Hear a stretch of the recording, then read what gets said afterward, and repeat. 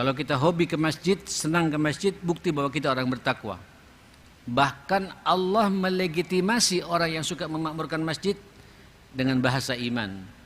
Innama ya'muru masajidallah man amana billahi wal yawmil akhir. Sesungguhnya orang yang suka memakmurkan masjid itulah orang-orang yang beriman kepada Allah Subhanahu wa taala. Jadi bukti bahwa kita ini punya iman atau tidak itu sangat berbanding lurus pula Pak dengan kebiasaan kita ke masjid. Wajar kalau kemudian Rasul kita yang mulia sallallahu alaihi wasallam, Nabi kita Muhammad sallallahu alaihi wasallam mengatakan, "Idza ra'aitumur rajula ya'tadul masjid fashhadu lahu bil iman." Kalau engkau melihat saudaramu melangkahkan kakinya ke masjid, saksikan bahwa saudaramu itu sedang memiliki iman. Insyaallah Pak, jenengan yang hadir di sini diakui oleh Allah sebagai orang bertakwa, diakui oleh Rasulullah sebagai orang-orang beriman. Jamaah sekalian, ini sudah modal Pak. Takaffalallah liman kana al-masjid baitahu. Allah menjamin bagi orang yang menjadikan masjid sebagai rumahnya, rumah keduanya, birruhi, dibuat tenang jiwanya, wal amni, dibuat aman Pak kehidupannya, tidak takut dalam hidup ini jamaah sekalian. Wal jawaz ala sirat, nanti ketika berjalan di atas sirat pada hari kiamat lebih cepat katanya Pak daripada petir yang menyambar lewat masjid. Dengan kendaraan masjid ini ma'asyarul muslimin, ila ridwanihi, sampai bisa mencapai ridhonya Allah, wa ila jannatihin na'im, ujung-ujungnya Pak kita ke surganya Allah yang penuh dengan kenikmatan. Jamaah sekalian, ini bagi orang yang suka memakmurkan masjid. Sekaligus kalau antum 5 waktu di masjid, setiap ada masalah ke masjid, ada problem kemanusiaan bicarakan di masjid. Bahkan di zaman Nabi Pak, mau perang Pak, itu diskusinya rapatnya di masjid. Subhanallah.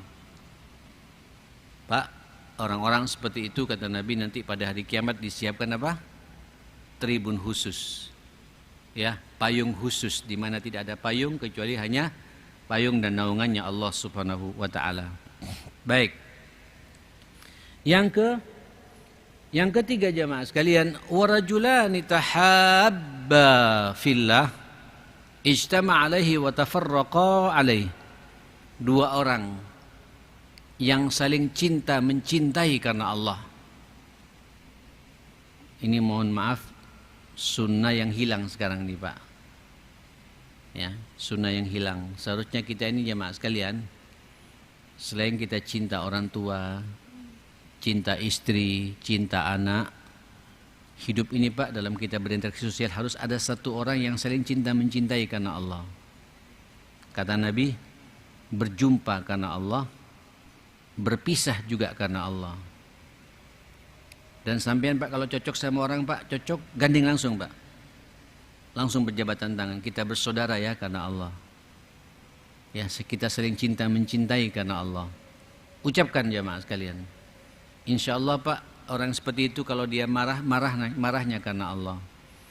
Kalau dia menegurnya karena Allah. Kalau dia berbaginya karena Allah. Kalau dia menasihatinya karena Allah. Nah ini perlu Pak, harus di dunia ini harus ada. Dulu di zaman Nabi itu banyak beberapa sahabat dipertemukan. Kau bersaudara dengan fulan, fulan yang satu bersaudara dengan fulan yang lain. Itu sunnah jamaah sekalian.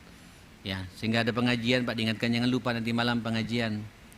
Nanti jam 3 sampean bangun duluan di WA Pak, sahabat saudara yang saling mencintai, ayo bangun kita salat. Allah memanggil kita saat ini. Saling mengingatkan terus-menerus pada kebaikan. Orang-orang seperti itu kata Nabi nanti pada hari kiamat akan mendapatkan apa? Naungan khusus di mana tidak ada naungan kecuali hanya naungannya Allah Subhanahu wa taala. Baik, jemaah sekalian, kemudian yang keberapa? Berikutnya yang kelima, warajulun da'athu imra'atun dzatu mansabin wa jamalin faqala inni akhafullah. Seorang laki-laki, subhanallah, yang diajak oleh seorang wanita punya posisi terhormat, kaya raya, cantik. Terus wanita itu ngajak kita Pak untuk berbuat mesum. Ya, kemudian sampean mengatakan inni akhafullah, mohon maaf ya, saya takut kepada Allah. Ini ujian terberat Pak.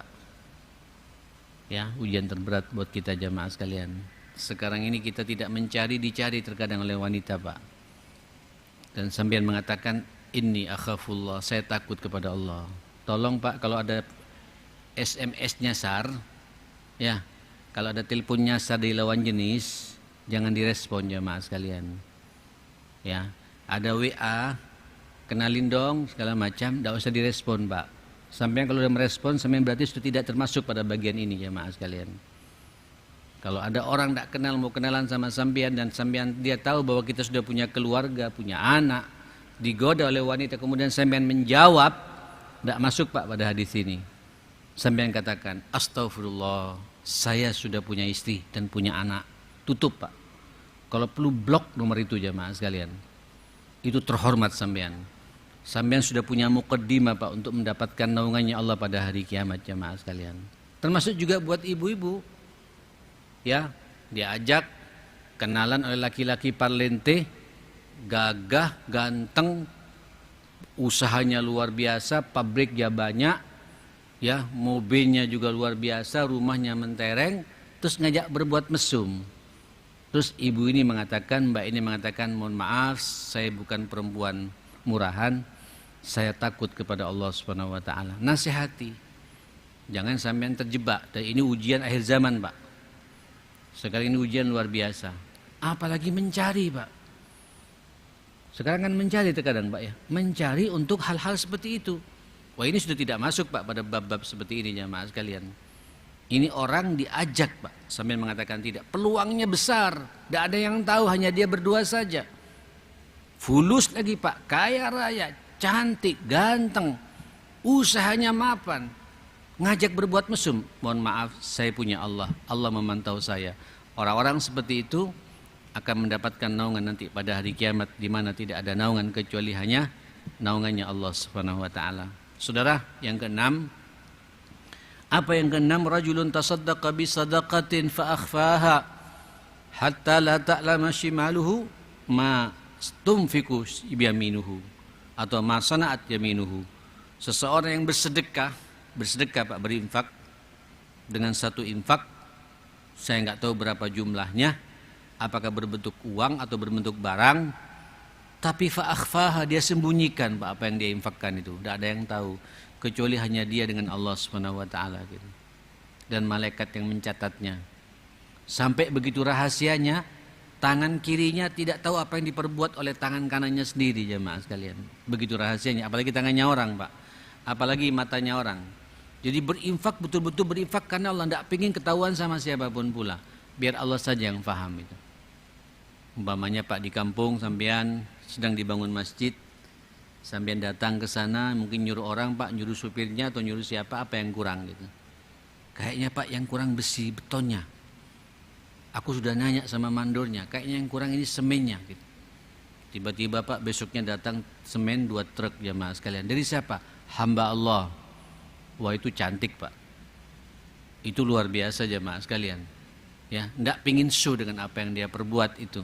Betul-betul apa yang dia lakukan mencari ridhonya Allah. Orang seperti itu akan mendapatkan naungannya Allah Subhanahu wa taala. Terakhir Bapak, apa yang terakhir ini? Allahu Akbar, bab yang kita bahas ini. Wa rajulun dzakarallaha khaliya fafadat aina. Yang ketujuh adalah seseorang yang dia ingat Allah. Begitu ingat Allah Pak, teringat akan dosa-dosa yang dia perbuat. Teringat akan maksiat yang pernah dia lakukan. Teringat akan dosa besar yang pernah dia kerjakan di masa lalu. Terus sadar sesadar-sadarnya. Dia menyendiri jamaah sekalian, tidak ada yang tahu. Mungkin bangun tengah malam, terus mengakui kesalahannya, berdoa minta ampun kepada Allah, saking takutnya kepada Allah sampai bisa menangis jamaah sekalian. Itu tangisan itu Pak, tangisan iman Pak. Tangisan itu adalah tangisan apa? Membawa kita ke surganya Allah Subhanahu wa taala. Tangisan itu Pak yang akan nanti menutup kita, akan kemudian memadamkan jilatan api neraka kata Nabi. Termasuk juga orang-orang seperti itu di yaumil mahsyar, ketika dia bisa menangis di dunia karena takut kepada Allah Subhanahu wa taala. Subhanallah. Allah menyiapkan naungan khusus Pak pada hari kiamat. Kata Nabi, ainani la yamassuhuman nar. Ada dua mata nanti pada hari kiamat yang tidak akan disentuh oleh api neraka. Selain juga mendapatkan naungan ini Pak, yang tidak akan disentuh oleh api neraka. Apa itu? Yang pertama, mata yang melean karena menjaga saudara yang sedang jihad fisabilillah. Dia ronda Pak. Ketika ronda betulan Pak, dia keliling, menjaga betul, pegang senjatanya. Jangan sampai temannya yang sedang istirahat terganggu. Melek betul, walaupun ngantuk-ngantuk dia melek, jaga betul. Dan yang kedua, wa ainun bakat min khasyatillah, mata yang menangis karena takut kepada Allah Subhanahu wa taala. Itu jelas Pak, sampean tidak akan disentuh oleh api nerakanya Allah Subhanahu wa taala. Kita berdoa mudah-mudahan Pak kita semua dalam lindungan Allah Subhanahu wa taala. Tidak bisa tujuh-tujuhnya Pak, minimal sampean ada satu yang sampean perhatikan. Bagi yang muda, anak-anak muda di sini ada beberapa orang, ayo jadilah pemuda yang siap beribadah kepada Allah terus-menerus. Ya, kalau sampai jadi pemimpin rumah tangga, pemimpin RT, pemimpin RW, pemimpin di sekolah, pemimpin di mana saja Pak, di perusahaan, jadilah pemimpin yang adil. Insya Allah mendapatkan naungannya Allah Subhanahu wa taala. Dan begitu seterusnya. 7 hal yang saya bahas termasuk juga biasakan kita mencoba menangis karena takut kepada Allah Subhanahu wa taala. Rabbana atina fid dunya hasanah wa fil akhirati hasanah wa qina adzabannar. Rabbana ighfir lana wa tub alaina innaka antat tawwabur rahim. Allahumma arinal haqqa haqqan warzuqna ittiba'ah wa arinal batila batila warzuqna ijtinaba ya rabbal alamin. Allahumma inna nas'alukal huda wat tuqa wal afafa wal ghina. Allahumma inna na'udzubika min jahdil bala wa darkis syaqa wa su'il qada wa syamatatil a'da bi rahmatika ya akramal akramin. Wa sallallahu ala sayyidina Muhammadin wa alihi wa sahbihi wa sallama tasliman katsira. Alhamdulillahi rabbil alamin. Ada waktu Pak 5 menit, silakan kalau ada pertanyaan. Monggo yang mau bertanya, masih ada waktu 5 menit terkait menangis karena Allah.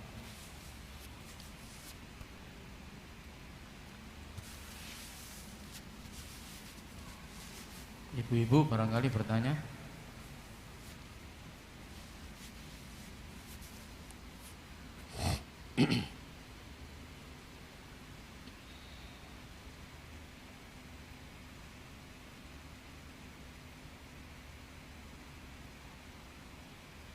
Kalau tidak ada yang bertanya, saya yang bertanya Ustaz. Mungkin ada tips Ustaz untuk kita itu bisa menangis. Terkadang mungkin karena karatnya hati kita atau karena ego kita itu dinangis-nangisnya itu kadang sulit. Iya, memang ada beberapa riwayat memang menangis ini perlu latihan Pak. Kadang latihannya secara berjamaah. Suka-suka Pak, kadang orang bisa menangis kalau kita dengarkan pengajian seperti ini. Atau sering ke masjid mendapatkan imam ketika baca Quran menyentuh, kemudian kita bisa menangis. Itu bentuk-bentuk latihan bagi kita semua. Ya. Dan bertemanlah Pak dengan orang-orang yang sensitif. Yang sedikit-sedikit dia bisa menangis. Ya, menangis karena Allah ya, bukan menangis karena banyak utang, ya. Menangis karena banyak masalah, bukan Pak. Menangis karena apa? Karena Allah. Tapi tidak apa-apa juga Pak. Mungkin ada di antara sampean menangis karena banyak masalah, banyak utang segala macam, tidak apa-apa. Kalian curhat kepada Allah Subhanahu wa taala.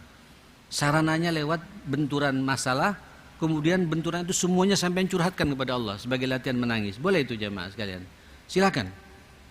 Problem rumah tangga, problem pekerjaan, problem ini segala macam, tidak usah ceritakan semua pada Allah, sampean menangis. Itu salah. Nanti lama-kelamaan Pak sampean punya sensitivitas. Lebih-lebih kalau pernah Pak sampean teringat dengan dosa-dosa masa lalu ya. Mudah-mudahan semua kita Pak tidak ada yang terjebak dengan dosa besar ya. Andai kata ada pernah bunuh orang, tidak usah cerita sama siapa-siapa Pak. Tangisi Allah Subhanahu wa taala.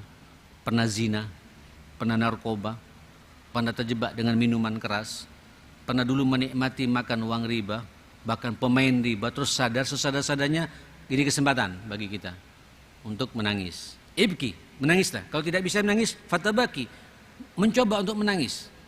Atau pura-pura menangis. Lama-kelamaan Pak jadi habit. Kita bisa punya sensitivitas untuk bisa menangis karena Allah Subhanahu wa taala. Nah, biasanya memang sesuai dengan arahan Nabi ini bisa menangis Pak kalau sampean bisa bangun tengah malam. Ya, di saat semua orang tidur, niatkan karena Allah Pak, ya, untuk mengakui semua kesalahan yang kita perbuat ini. Kita mumpung berada di bulan Rajab ya, ini bulan mulia Pak, bulan mulia, bulan tidak boleh ada kezaliman di antara kita, bulan kita memperbanyak ketakwaan kepada Allah. Wa'lamu annallaha ma'al muttaqin, itu bahasa Allah begitu di bulan Rajab. Sadarilah bahwa Allah itu bersama dengan orang-orang yang bertakwa. Ayo perbanyak takwa Pak, akui semua kelemahan-kelemahan kita, kemalasan-kemalasan kita masa lalu untuk dekat dengan Allah. Sekarang sampai berubah untuk dekat dengan Allah. Munculkan perasaan bagaimana kalau besok saya akan mati, nyawa saya akan dicabut oleh Allah Subhanahu wa taala, sehingga muncul perasaan takut kepada Allah dan menangislah kita kepada Allah Subhanahu wa taala. Insyaallah itu salah satu tip cara kita bisa menangis karena Allah Subhanahu wa taala gitu. Wallahu a'lam.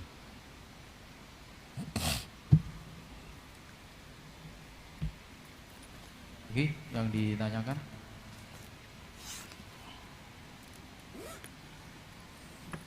Tidak ada? Cukup ya, kalau enggak saya mau keluar kota nih Pak, mau Gresik nih Pak. Mudah-mudahan bermanfaat semua insyaallah ya. Kita ketemu pekan yang akan datang masih di bab yang sama insyaallah Pak, tapi bulan yang akan datang insyaallah ya. Insyaallah barakallahu fikum jami'an. Subhanakallahumma wa bihamdika asyhadu an la ilaha illa anta astaghfiruka wa atubu ilaik. Saya mohon maaf semuanya. Barakallah. Assalamualaikum warahmatullahi wabarakatuh.